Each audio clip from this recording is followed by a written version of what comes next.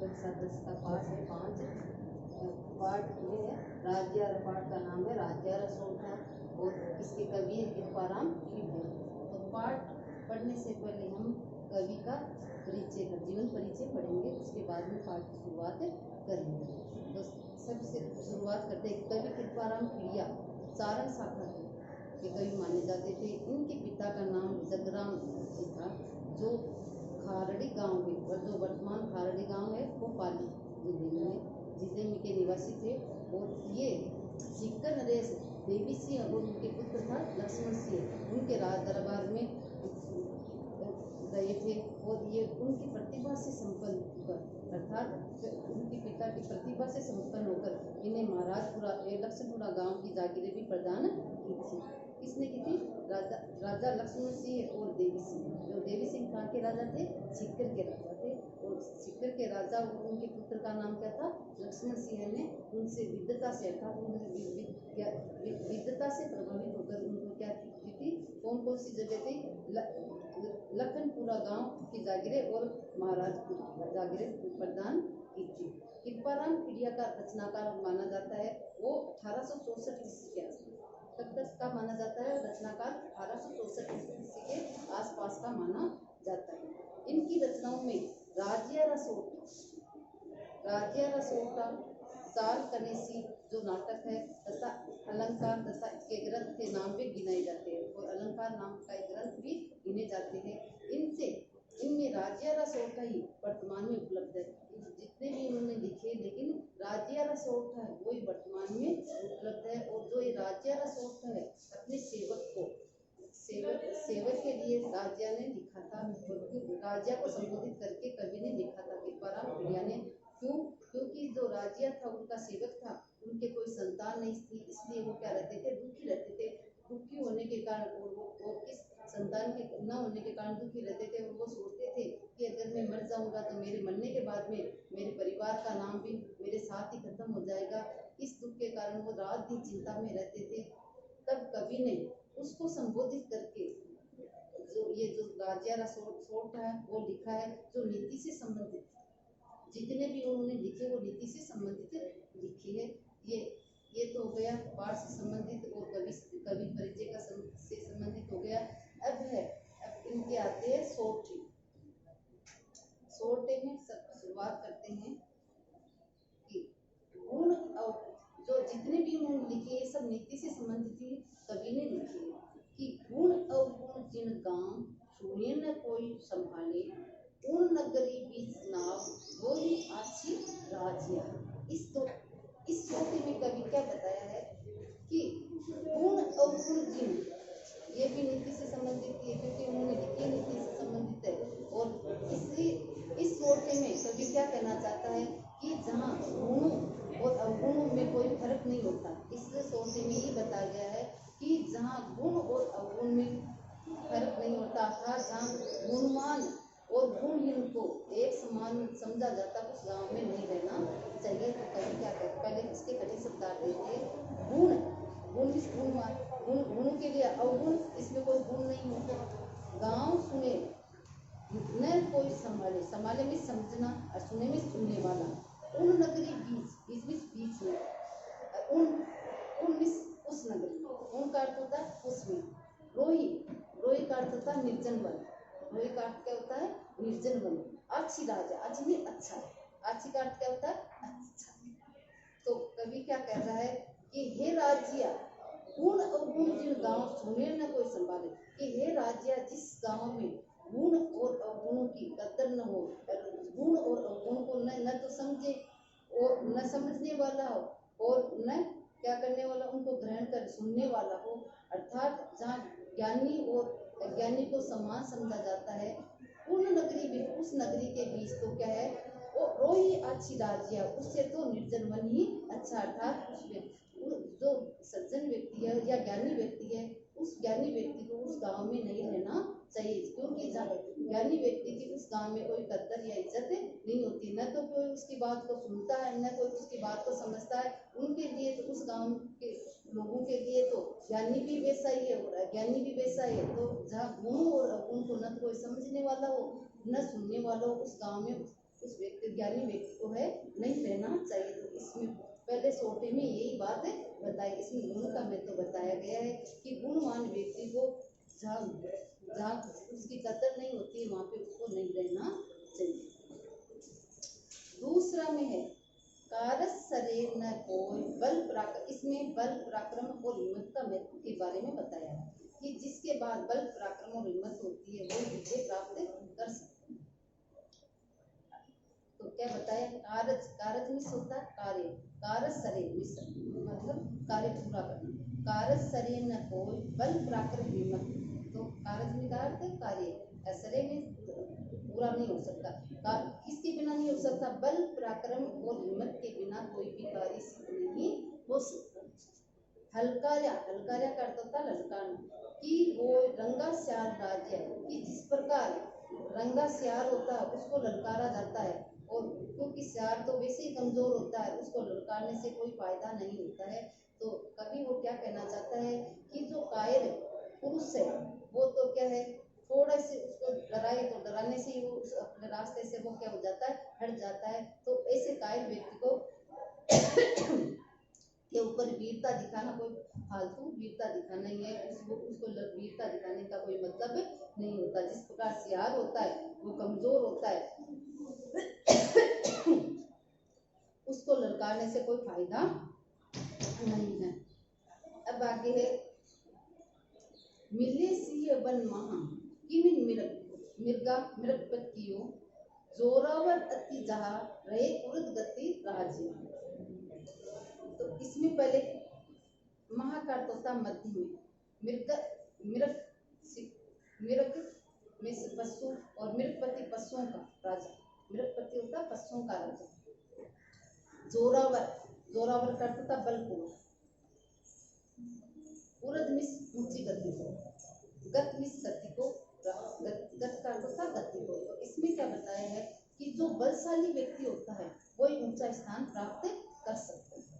तो कवि इसमें क्या करना चाहता है कि मिले सिंह वन मां, कि शेर है वो जंगल में रहता है, महाकविश मध्य में रहता है, किण उसको, किण का अर्थ था उसको, मृगपतियों कि कौन से पशुओं ने उसे पशुओं का राजा बनाया है, राजा मृगपति पशुओं का राजा बनाया है। कि शेर है वो जंगल में रहता है लेकिन उसको कौन से पशुओं ने उसे राजा बनाया।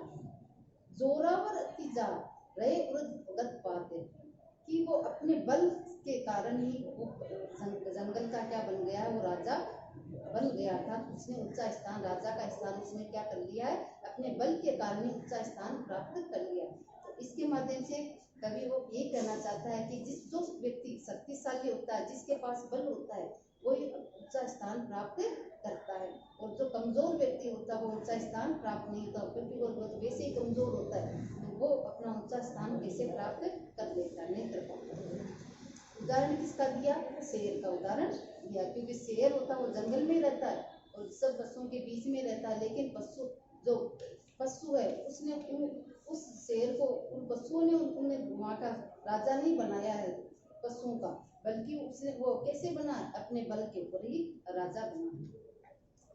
अब है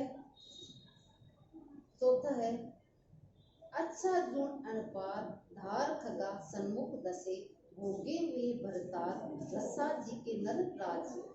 अच्छा गुण अनपार धार खगा सन्मुख दसे भोगे हुए भरतार रसा जी के सनर राज्य। तो पहले तो इसके क्या करते हैं, हम कठिन शब्दार्थ करते हैं।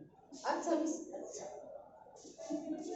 अनपार युद्ध का अर्थ होता है युद्ध, अनपार अजय, धार धार के सम्मुख आया, खड्गा का अर्थ होता है तलवार, सन्मुख उसके सामने, दशमित डटे रहने, दशे का अर्थ होता है डटे रहने, युद्ध का अर्थ क्या होता है युद्ध, अनपार का अजय, धारमिस तलवार की धार के लिए, खगामिस तलवार सन्मुख उसके सामने, और दशमिस डटे रहे, भोगे भी भरतार, भरतार मिस स्वामी के लिए, भोगना मिस भोगना, भोगे मिस भोगना, भरतार मिस स्वामी, रसा मिस पृथ्वी जी के नराज है। अब इसमें क्या बताया है कि अच्छा जो अनपार धार खगा सन्मुख से, कि जो तलवार, जो युद्ध में तलवार के सम्मुख डटा रहता है वही विजय प्राप्त या अजय प्राप्त कर सके। कि जो व्यक्ति तलवार के सामने डटा रहता है, जो युद्ध में तलवार के सामने डटा रहता है, वही विजय प्राप्त या अजय प्राप्त कर पाता है।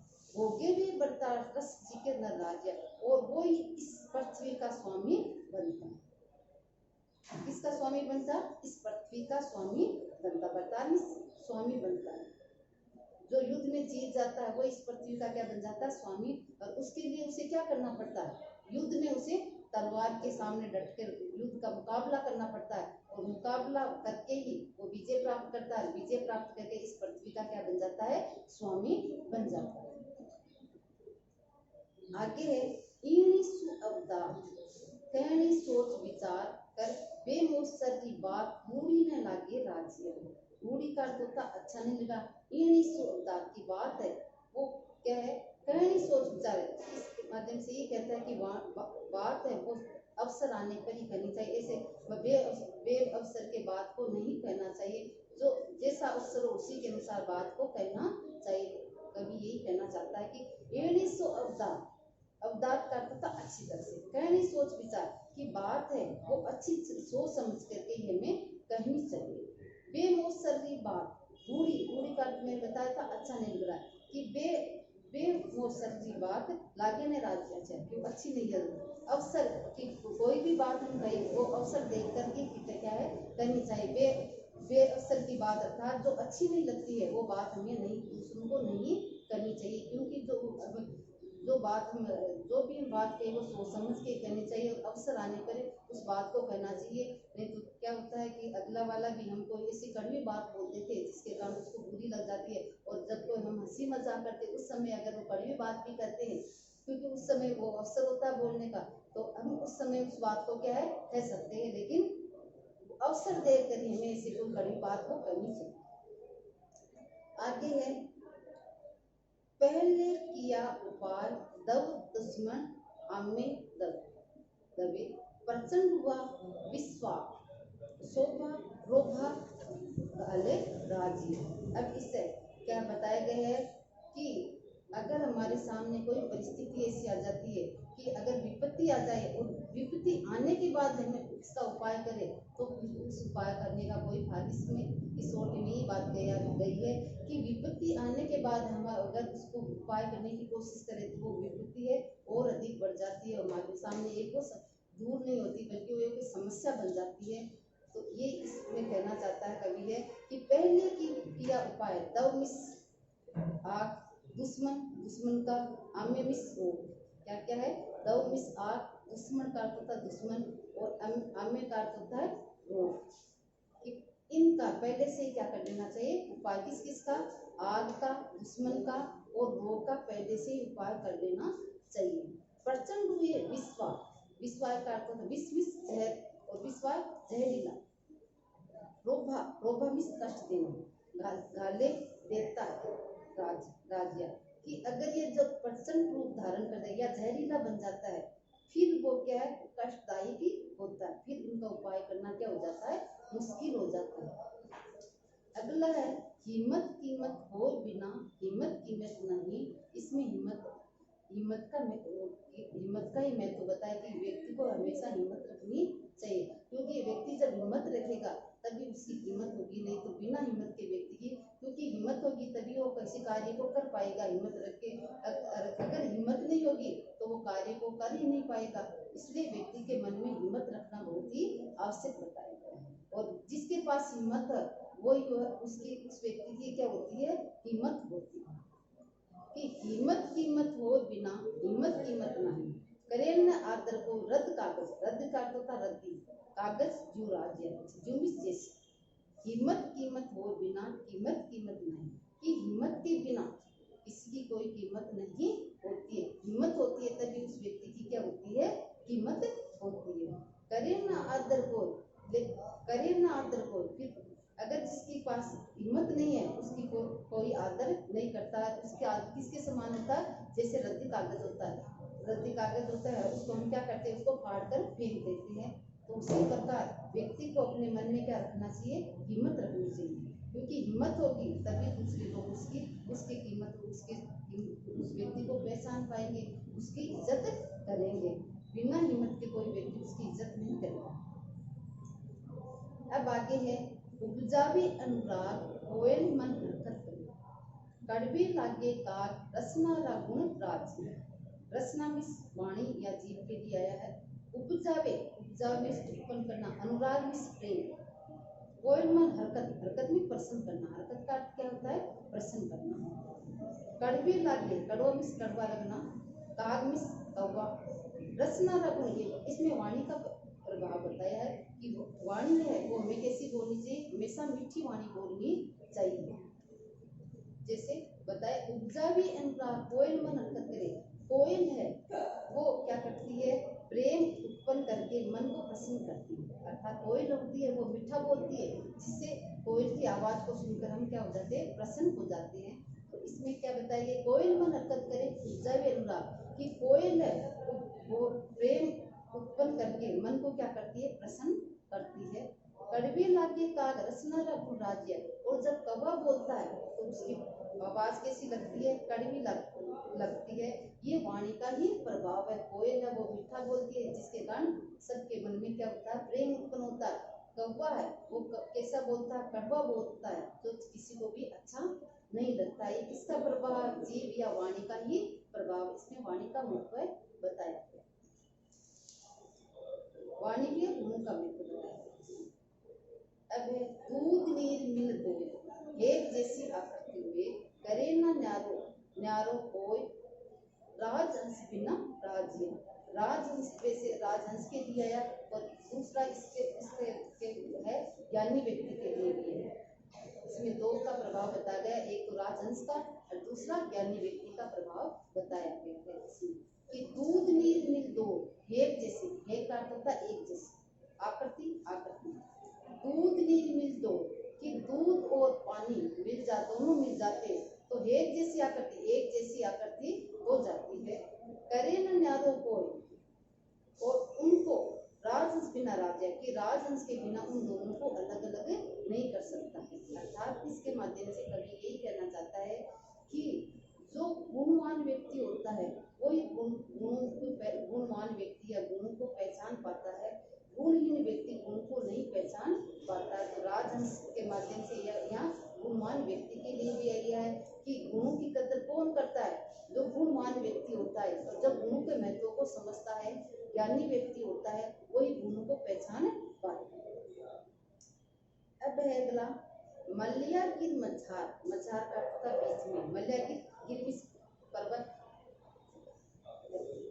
पहाड़, मल्याचल पर्वत के लिए आया यहाँ पे। मजार में बीच में, हर को तर चंदन हुए, तरमिस पेड़, संगत लिए सुधार, रूखा ही ने राज है। रूख का अर्थ भी पेड़ ही होता है।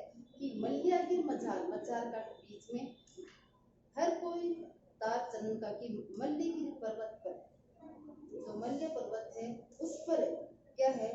हर कोई पेड़ ही चंदन का नहीं होता, लेकिन वो पेड़ वहाँ पे चंदन का किस कारण से, चंदन जैसे उसको किस कारण से धारण कर लेते?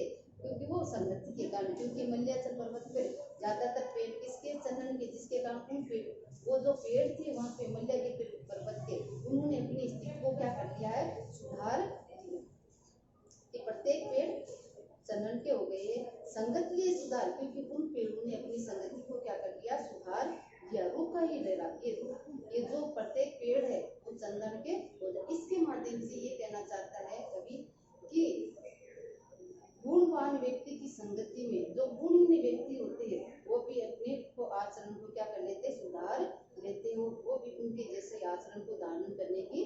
उनके मल्यगिरी पर्वत पर हर कोई पेड़ चंदन का नहीं होता है, लेकिन उन पेड़ों ने अपने क्या कर लिया? आचरण को सुधार लिया है, जिसके कारण से वहाँ ऐसा लगता है जैसे हर पेड़ वहाँ पे ऐसी खुशबू आती है जैसे कि प्रत्येक पेड़ वो चंदन का होता है।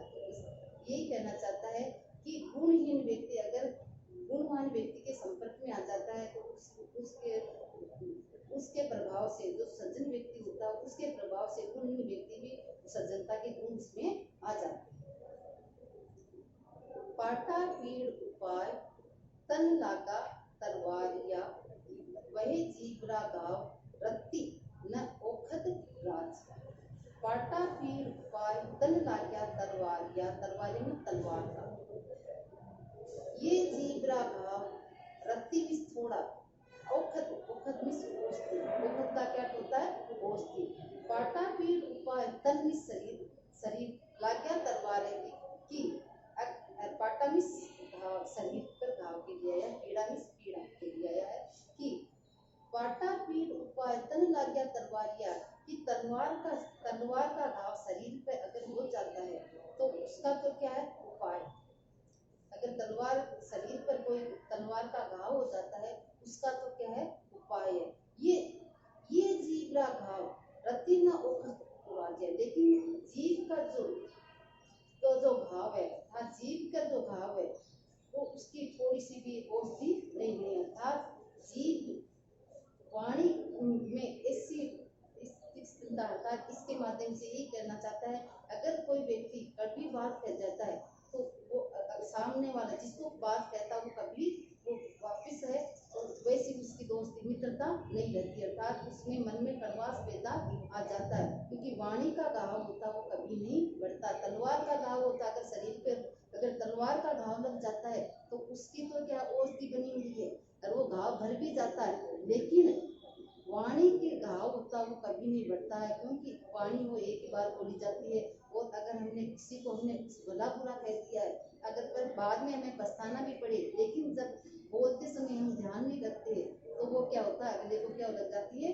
बुरी लग जाती है, और फिर वो चाहे कितना ही पछता लो फिर बाद में वो उसका कोई उपाय भी नहीं है, उसकी कोई औषधि भी नहीं बनी है। तो इसमें कवि यही कहना चाहता है कि तलवार का घाव तो भरा जा शरीर पे लग जाए तो भरा जा सकता है, लेकिन जो वाणी का घाव है वो कभी नहीं बढ़ता, उसकी कोई औषधि भी नहीं